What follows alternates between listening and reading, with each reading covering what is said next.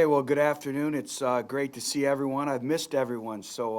It's football time in Tennessee, so we're excited about that. But I want to start off and talk about the positive energy that is surrounding the University of Tennessee, and I think that was never more evident than yesterday.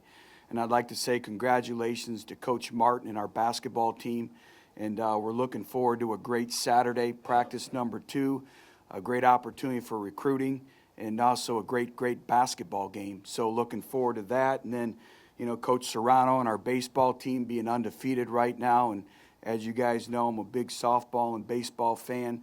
And then our softball team as well, and Rainey and her no-hitter, and the start that they've really been on and playing, standards of excellence that we talk about within our football program. And I think that's important for our football players to see the excellence that's going on in all the other programs.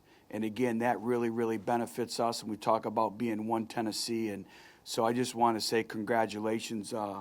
Obviously looking forward to getting started with spring football. We have to take monumental steps in the development of our football program and our football team.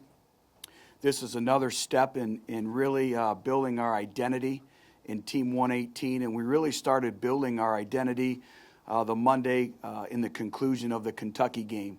And that's when we started our off-season strength and conditioning program, and we wanted to get going immediately. And our players have done a great job. Dave Lawson, Mike Sershin, our entire strength and conditioning staff have really done an outstanding job. And one of the goals of going into the off-season is, we make no mistake about it, we must become a much stronger football team and football program, not just physically but mentally as well. And right now, when I talk about great strides, last year at this time we had 0 individuals in our football program that could squat over 600 pounds. Right now we have 9, and we need to get that up. But again, it's continuing to improve our strength levels relative to competing at a high level, an elite level, especially in this conference. But, conclusion of last year and going into this year, that foundation has been laid. The standard, the expectation is in place. However, we cannot assume anything. I don't think I've ever been a part of a football program before where just about 50% of your current roster is going through their first spring practice. And so we cannot assume anything. We have to teach them everything. It's not starting from ground zero because of the foundation that's been laid. But again, we cannot assume anything as we continue to elevate and move forward to what we're doing. Everything we know in this conference starts in the interior of the offensive and defensive fronts. It's going to be the development of our front 7 defensively and replacing many individuals. So it's going to be a great opportunity for individuals to step up, and then it'll be a great opportunity for the rest of our freshmen when they get here in June. And then offensively speaking, in the offensive line as well. And a lot of our mid-year enrollees are offensive linemen, so that's been great to get them going, get their strength levels improved, and continue to progress as we move forward. We spoke to our football team about the objectives that we have in spring football. First and foremost, I just spoke about it when we started, is building our identity, and our style of play. And that comes with a consistency in performance. It's a consistent approach each and every day, the way we attack spring practice 1 through 15, but also our off days, in our mental development. And you can learn so much from just watching your film and learning from your mistakes. We must take tremendous strides in our fundamental improvement. The ability to play in space, block in space, tackle in space, our block destruction, winning at the junction point. We've really made a point of emphasis this offseason of working with the explosiveness with our hands, overall hand quickness, and the violence in terms and velocity of which we get off blocks. That's something we have to improve greatly. Our football intelligence, knowledge is power. We talk about FBI. We have to improve our football intelligence as a football program, understanding situational football. It's our running backs understanding what the quarterback is looking for, is that, hey, I'm the third read in the progression, so I don't have to get out in my pass route. I can give the offensive line just a little bit more help because I know what the quarterback is doing. I'm the third read. I don't need to get out there. It's our linebackers understanding the run fits of our drop-down safety and vice versa. So there's so much learning that must occur in these 15 practices and moving forward. We have to find out who our playmakers are. Who are going to be our playmakers, and not just on offense. I think when we think of playmakers, automatically our minds go to offense, but also defensively. Who's going to be able to rush the passer and generate a pass rush when we need it. And the whole mental conditioning that we talk about is really being able to process information quickly, but also thinking strategically when you're winded. When your mind is tired, that's the mark of a great pass rusher. 1 minute drill, thinking strategically. That's the next phase and evolution of our football team. I already talked about it. I think one of the greatest compliments an individual can be told is that they're consistent. We need consistent performers in everything that we do. We know what we're getting every single day. We can have no bad days. Everyone's excited right now for practice 1, but what happens when we get to practice 9, practice 10? It's just like going into training camp. And that's where you rely on your leadership, where our leadership, the building of our leadership will be big, our overall team chemistry, our brotherhood, the accountability. I always say it's better to be a player-coach team than a coach-coach team because it's the accountability in that locker room. It's that standard, that expectation that they bring to the table. Those are the marks of great football teams, is they have that peer pressure. They have that inner drive to be the best at everything that they do. Toughness. Nowhere where we needed to be last year, but last year is over with. It's a new beginning. It's a new football team. And our toughness must continue to improve, both mentally and physically, embracing sudden change, being able to adapt and adjust. Football's life just sped up a lot faster, so our ability to handle midstream adjustments and to embrace those. So you can see in moving forward, we have a lot of things that we need to do to continue to improve on as a football team. I will tell you this, I'm excited in terms of, I think we have a group of young men that are hungry, they're eager, they're willing, they just need to be taught. And the 14 newcomers have added another element, they've added another dimension in all facets, from the character of our football team, to the competitive character of our football team, to the competitive spirit that they brought each and every day. They're excelling in the classroom, they're pushing each and every day, they're driven, they understand the Tennessee brand and the standard and the expectation that comes along with representing that brand. But our older players have done a great job of really embracing them and welcoming them into our family, but also holding them accountable. We will have a few individuals that will not go through spring drills, but obviously now we work towards their mental development in our schemes. With these individuals will not be going through spring practice. Dre Vols, A.J. Brennesell, Brendan Downs, Ryan Jenkins, Brian Randolph, and Travaris Salisbury. So they'll split their time in the weight room, understanding the fundamentals of small details, but also working on the mental aspect. So when we get them back in June and July, they're ready to go. But I'll answer any questions that you may have at this particular time. Butch, you went through all that. You talked about football intelligence. How key will that component be as you evaluate the quarterbacks both tomorrow and moving forward throughout spring? Well, it's critical.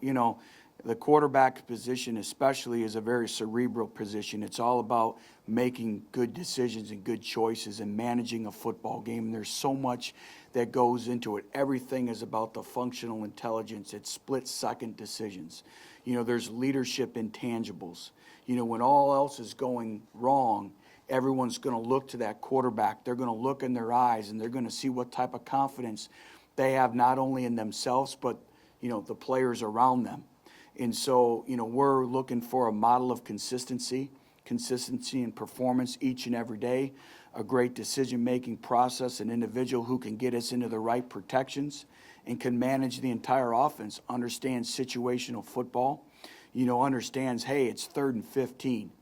And if it's not there, put the ball on a check down and add 5-6 yards to the punt and help our defense. You know, part of playing great defense is a byproduct of not putting your defense in negative or, negative situations. And so just the overall intelligence that it comes with playing the quarterback position, but in a nutshell, it's consistency and performance from that spot. When you get them out on the field, how will you know that they've taken the steps to be prepared in that regard very early on? Well, we'll chart and we'll film and we'll evaluate everything. We'll evaluate how they are in team meetings. We'll evaluate how they are in the classroom. We'll evaluate how well they perform in their individual drills. Every rep, like I told them, is a valuable rep. You don't know how many reps you're going to get, so you better make sure you make the most of every single rep. Every rep is for a championship. Every single rep is to be the starting quarterback. And so, has there been a timetable to set on who our starting quarterback is? There are no timetables. That person will emerge. I don't know if it's the second week of spring. I don't know if it's after the conclusion of the orange and white game. I don't know if it's a week prior to Utah State. That will take care of itself. But right now, they just have to worry about making themselves better individually each and every day and being a leader, improving that they can win at Tennessee.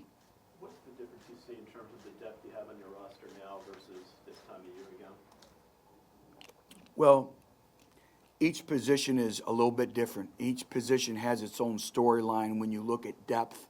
We're not anywhere where we need to be, again, relative to being an elite program. You look at the elite programs, they're modeled with consistency in terms of their depth. We don't have that luxury right now. It's still an opportunity in the recruiting process to come here and play early and play right away. I thought we took monumental strides at the tight end position. We've tried to add depth at the running back position. Still nowhere where we need to be, but the one position right now that's extremely concerning is the offensive line position. There's a recruiting class that there are no recruited offensive linemen in that class, so we're still down a recruiting class. Normally, you want to have about 15 offensive linemen on scholarship. I believe we're 9 or 10, with some position changes and individuals moving. That's not where we need to be, especially with the way we want to run the football and play with a high level of physicality. And that's one of the things we had to guard against in this recruiting class, even though it's a recruiting class in terms of high numbers, is you're not going to fix all your deficiencies in one recruiting class. That's just the way it is. You fix it over time, consistency and continuity, and continuing to build upon that. And I thought we were able to build upon that in this recruiting class, but we still have a long ways to go as a program in terms of depth and the overall competitiveness at every position. Well, let's get back to the quarterbacks. I know you haven't gotten to see them maybe a lot in the last 3 months, but have you seen, is there any difference in some of those guys from the end of the season to now that you can tell? Oh, yeah. The biggest difference I see in terms of their growth and maturation is in their bodies, in the physical stature and makeup of their bodies. We challenged Josh Dobbs. I believe he's at 210 pounds right now. He looks vividly different than when he walked in here as a true freshman, in June. And I think that's the other thing. You look at the Marquez Norths, you look at Josh Dobbs, you look at Cam Sutton, you look at these individuals that played for us as true freshmen. They didn't have the luxury of spring football. They walked in, as young adults coming in here in June, and within a little over a month, they're playing in the SEC.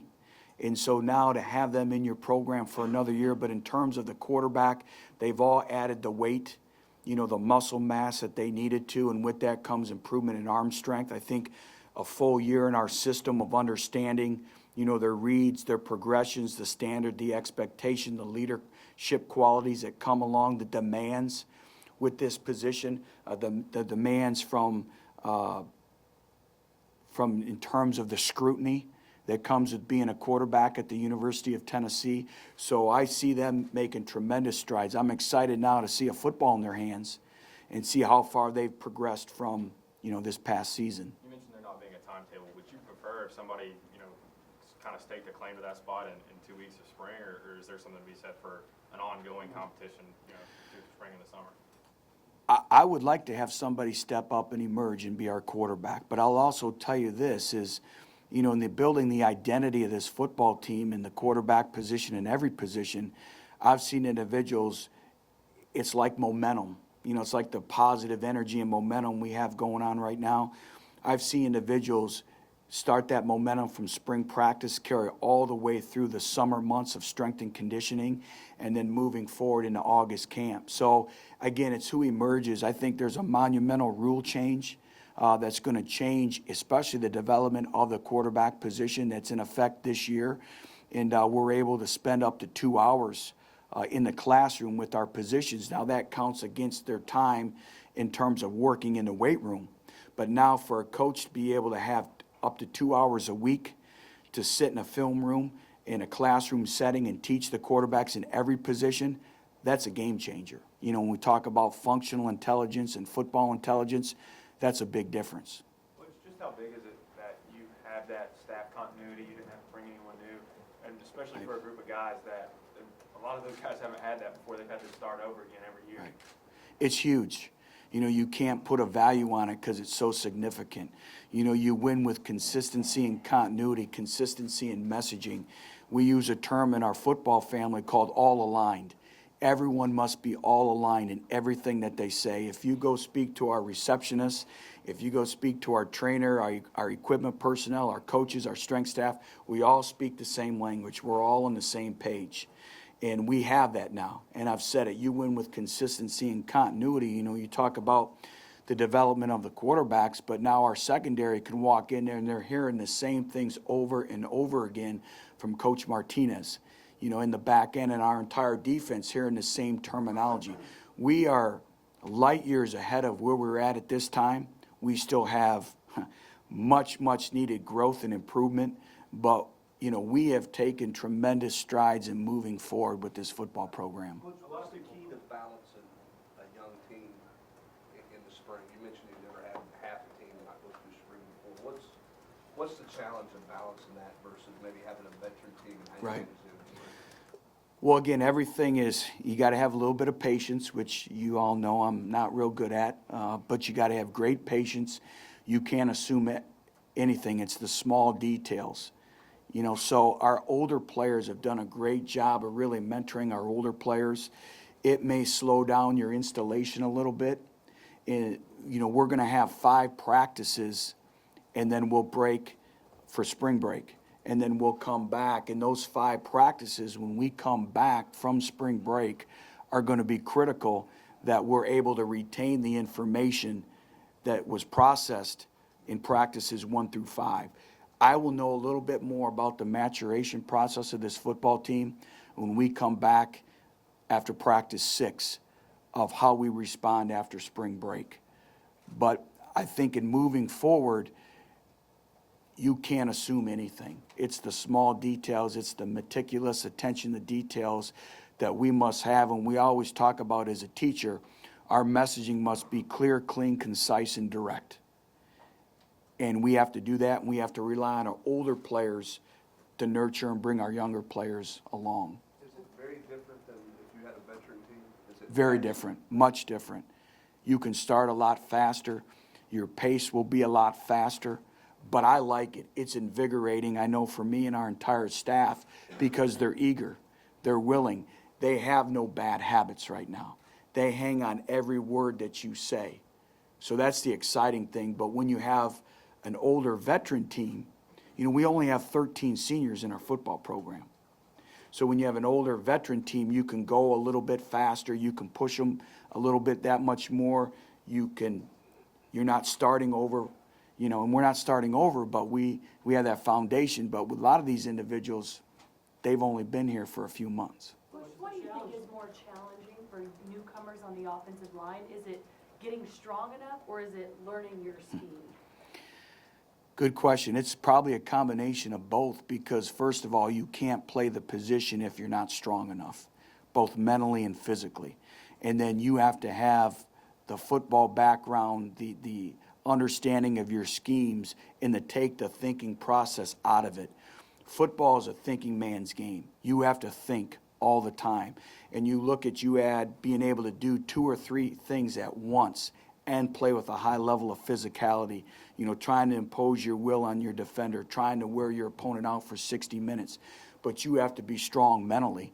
And so what we really stress to our players is complete and total understanding of your schemes. When you have that, the game slows down.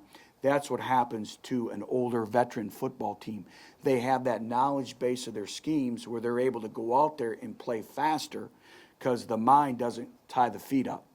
As a younger player, you're trying to do so many things at once. You're trying to learn what formation you're in. You're trying to learn how to line up. You're trying to learn about your stance, your start, then coverage recognition, then coming off the football, then executing your assignment, finishing the play, and doing it over again. And so that's why experience is always big. The other thing, Heather, that's lost in this is the individuals, and not particularly the offensive line, but the individuals who are learning an offensive or defensive scheme. Now you throw in the special teams game. Now all of a sudden you're adding a whole nother element in terms of fundamentals, techniques, and scheme added to the basis, and the foundation you're trying to build offensively and defensively as well. Coach, as the head coach, was last year a bigger challenge trying to fill those skill spots, or is this year maybe more concerning trying to fill those line spots that you're looking at? Well, we had the luxury last year of having individuals that have played those positions for a long period of time, and I love them all. They are great character young men. They're doing exceptionally well. I talk to all of them just about every single day. So you had that comfort level where now you have individuals that most of them have never taken a snap in a college football game before. And so, again, you have a different element, but I also see a sense of hunger. Again, this football team has been extremely eager. So it's a balancing act. It's different, but they're all kind of exciting. And like I said, I've liked our mentality. This is a team I found very early that I can challenge them, and they respond. They have not backed down from any challenge that we've thrown at them. But as we know, as the calendar winds down, the challenges become that much greater moving forward. I guess it's kind of a cliche that in between year one and year two of a program, maybe that's when a program grows the most. Do you agree with that, and why do you, if you do? Well, I do agree in terms with the consistency and continuity and, the familiarity. Our players understand us. We understand our players. I know more now where we're at as a football program and where we need to go. I know much more now sitting here talking to you right now than I did a year ago at this time. But also every situation is different based on returning individuals, based on where you're at in terms of depth of a football program.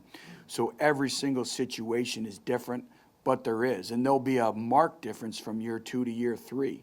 And that's the thing we have to really focus in on is the process. We're going through a process. Things don't change overnight. We live in an instant gratification society. I understand that. But we're going to build it the right way so it's set in stone for a very, very long period of time. And you're dealing with individuals. You're dealing with 17 to 22-year-old individuals. You're not dealing with robots. They all develop differently. And so that's the exciting thing is we get to develop a lot of these individuals for the first time. But as we know, there'll also be some growing pains ahead of us as well. Butch, how much closer are you guys to having, I guess, an offensive identity? You talk about identity. And I know you Right. want that in a lot grander terms of your entire program, but just specifically to offense, Right. how much closer are you to having the identity of what your offense is compared to what fans saw last year? Well, I'd like to think we're growing more of an identity of the way we want to play.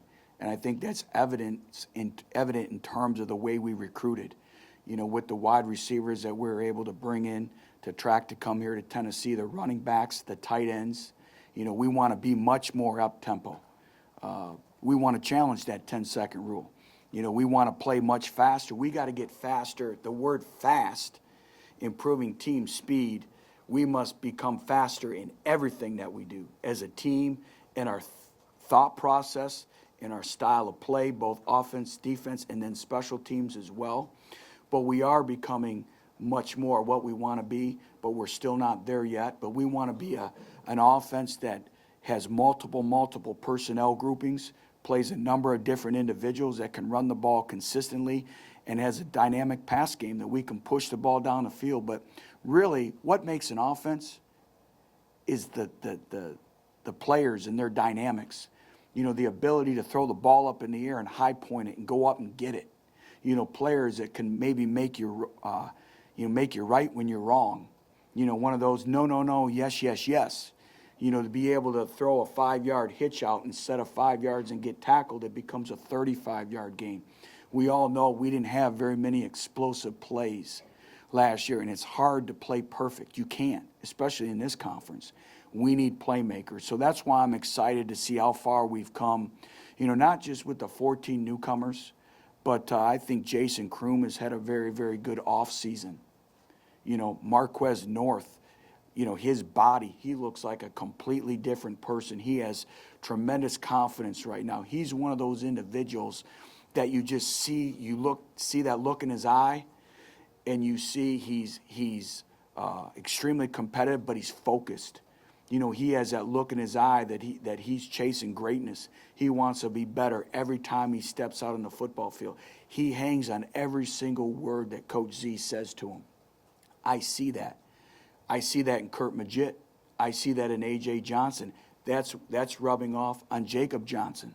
You know, that's why, you know, we could, with some of our younger linebackers, you know, that's starting to rub off on them. So I can see, you know, the whole mindset transcending on this football team. What does it mean to get back both on the field and off the field as well? Well, it means a lot. You know, he's our leader. He's the one who has everyone's respect. When Kurt Magid talks, everybody listens. You know, he's the one getting up in front of the room. You know, he's the one that's coming to me all the time, that constant communication. And then you look at adding him onto the football field, and you know, we have to do a great job as coaches of putting every single person in our football program, putting them in the right places to succeed. We're trying to find value in every single individual on our roster.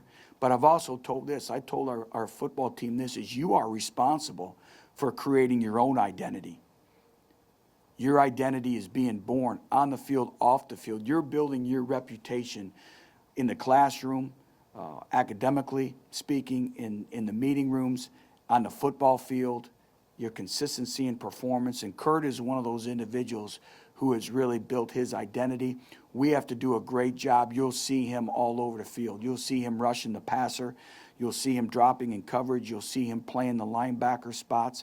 So we're going to ask a lot of him, both mentally and physically. What traits do you see in some of the young linemen that will enable them to get a look at offense and defense?